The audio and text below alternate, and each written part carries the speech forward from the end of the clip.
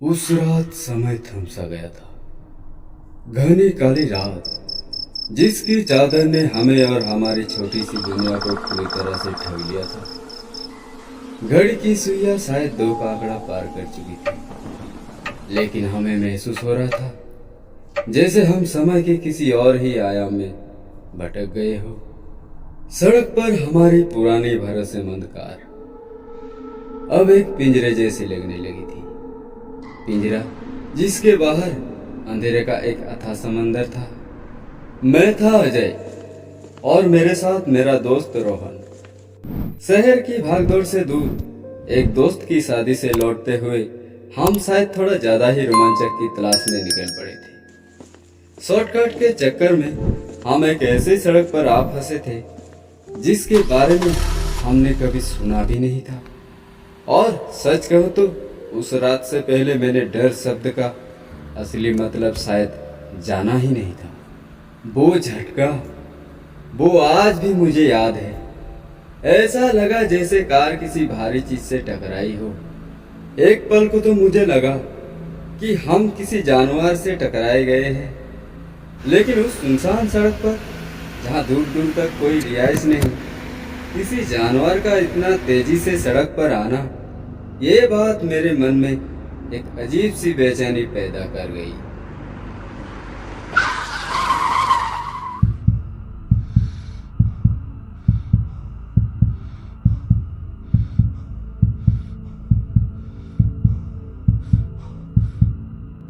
क्या हुआ? क्या हुआ अजय? पता नहीं यार, लगा जैसे किसी चीज से टकराई है। मेरी सांसें तेजी से चलने लगी थी। दिल जैसे अपनी जगह छोड़ पसलियों को तोड़ने की कोशिश कर रहा था। बाहर घना अंधेरा था, इतना घना कि अपने ही हथेली नजर नहीं आ रही थी। कार की हेडलाइट्स बस एक छोटा सा दायरा बनाती थी, जिसके बाहर सिर्फ काली परछाइयां थी, पेड़ों की, झाड़ियों की, या शायद किसी और चीज की।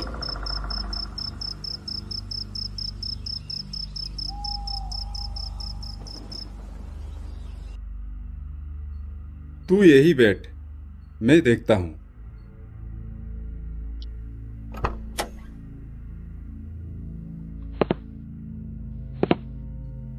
जैसे ही मैंने दरवाजा खोला, एक अजीब सी सड़ी हुई बदबू मेरे नाखूनों में घुस गई, जैसे कोई चीज बहुत दिनों से सड़ रही हो।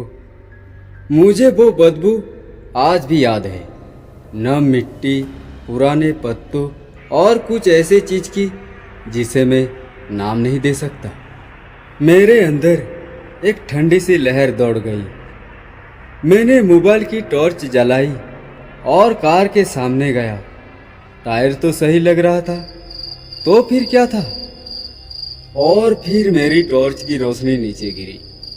सड़क के बीचों बीच खून का एक गहरा काला निशान, और उसके पास बिखरे हुए कुछ काले घने बाल। मेरे दिमाग में कई तस्वीरें कौंधी, किसी जानवर की या किसी इंसान की। मेरा पेट मरोड़ने लगा। वो दृश्य वो इतना बीभत्स था कि मैं चाहकर भी आंखें बंद नहीं कर पाया। क्या हुआ अजय? सब ठीक है? ये यार, मुझे कुछ ठीक नहीं लग रहा। लगता है हमने किसी चीज को कुचला है। और तभी वो आवाज आई, जंगल की गहराइयों से आती एक हल्की डरावनी चीख, इतनी धीमी कि शायद कोई और सुन भी ना पाता, लेकिन उस सन्नाटे में वो हमारे कानों में सीधे घुसी। मेरे पूरे शरीर में एक सिरहन दौड़ गई। रोहन ने भी सुना था, उसकी आवाज में डर साफ झलक रहा था।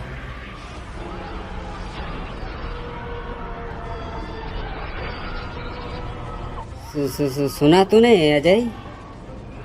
हाँ। मैंने टॉर्च की रोशनी जंगल की तरफ घुमाई। बस अंधेरा था, ऐसा अंधेरा जिसमें आप अपनी कल्पना को जंगली होने देते हैं। हर पेड़, हर झाड़ी एक राक्षस का रूप ले रही थी। मेरे मन में एक ही बात थी, यहाँ से निकलना है अभी। यार यहाँ से निकलते हैं, कुछ भी हो सकता है।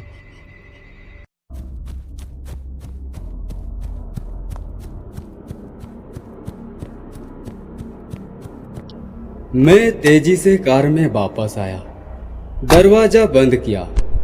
मेरा दिल इतनी जोर से धड़क रहा था कि मुझे लगा वो छाती से बाहर निकल आएगा। मैंने इंजन को स्टार्ट किया, 1 बार, 2 बार, 3 बार, कुछ नहीं, कार स्टार्ट नहीं हुई। हमारी पुरानी कार ने उसी वक्त धोखा दे दिया था जब हमें उसकी सबसे ज़्यादा ज़रूरत थी। ओह नहीं, बैटरी डेड हो गया क्या? और फिर वो आवाज़ आई, खिड़की पर हल्की सी खरोच की आवाज़, जैसे कोई धीरे से नाखूनों से खरोच रहा हो। मेरे और रोहन के हाथ पैर ठंडे पड़ गए थे। हमारी आंखें एक दूसरे पर जमी थी, सांसें गले में अटक गई थी। और फिर दरवाजे के हैंडल पर धीरे से घुमाने की आवाज़। कोई बाहर से दरवाज़ा खोलने की कोशिश कर रहा था। हमने तुरंत सेंट्रल लॉक को दबाया। हमारी आंखों में साफ डर था। कौन था बाहर? इस सुनसान जगह पर कौन हो सकता है? कौन है? कौन है बाहर? एकदम से सन्नाटा छा गया। बाहर से कोई हरकत नहीं हुई। हमने टॉर्च की रोशनी खिड़की पर डाली, लेकिन बाहर कुछ नहीं दिखा, बस घना अंधेरा और पेड़ों की टेढ़ी मेढ़ी छाया। हमने अपनी सांसें रोक रखी थी। हर सेकंड 1 घंटे जैसा लग रहा था। और फिर वो हुआ, मेरी ड्राइवर साइड की खिड़की पर हमारी आंखों के सामने एक काला हाथ धीरे धीरे ऊपर उठा। उंगलियां लंबी, पतली और टूटे हुए नाखूनों से भरी थी। वो हाथ किसी इंसान का नहीं लग रहा था, या कम से कम जीवित इंसान का तो नहीं। उसकी त्वचा सूखी और झुर्रीदार थी, जैसे कोई बहुत पुरानी चीज हो। वो हाथ हमारी तरफ खिड़की पर टिका, जैसे हमें देख रहा हो। फिर धीरे से नीचे की तरफ सरका, जैसे हमें स्कैन कर रहा हो। हम चीखना चाहते थे, लेकिन आवाज़ गले में ही फंस गई थी। हम बस कांपते हुए उस हाथ को देखते रहे, जो अंधेरे में भी अजीब सी चमक रहा था। वो सिर्फ एक हाथ था, लेकिन उसमें एक ऐसी भयावह थी जिसने हमारी आत्मा तक को हिला दिया था। हमें पता था कि जो कुछ भी बाहर था वो इंसान नहीं था। वो कुछ ऐसा था जो उन घने जंगलों की कहानियों में छिपा होता है, जिन्हें हम बचपन में सुनकर हंस देते थे। और फिर उतनी ही धीरे से वो हाथ नीचे सरक गया और गायब हो गया, जैसे वो कभी था ही नहीं। हम कुछ देर तक वही जड़बत बैठे रहे। हमारे शरीर पसीने से भीगे हुए थे।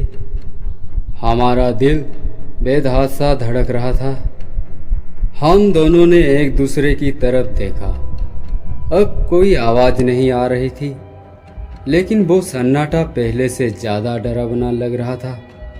ऐसा लग रहा था जैसे कोई हमें देख रहा हो, बस हमारे डर को महसूस कर रहा हो। यार ये कोई मजाक नहीं है, हमें यहाँ से जल्दी से निकलना होगा। हाँ। हम नहीं जानते थे कि क्या वो सिर्फ हमारी बहन था, क्या जंगल में किसी जानवर की शैतानी थी, या फिर क्या सच में कुछ ऐसा था जो इस दुनिया का नहीं था। हम नहीं जानते थे। हमने उस रात किसी तरह जंगल के एक छोटे से गांव तक पहुंचने में कामयाबी हासिल की। जहां हमें अगले दिन सुबह मदद मिली। लेकिन उस रात घने जंगल के बीच एक सुनसान सड़क पर हमने जिंदगी का सबसे भयानक अनुभव किया। एक ऐसा अनुभव जिसने हमें हमेशा के लिए बदल दिया। उस रात के बाद जब भी मैं किसी अंधेरे सड़क पर गाड़ी चलाता हूँ तो मेरी नज़रें हमेशा साइड मिरर पर होती है, ये देखने के लिए कि कहीं वो काला हाथ फिर से तो नहीं आ रहा।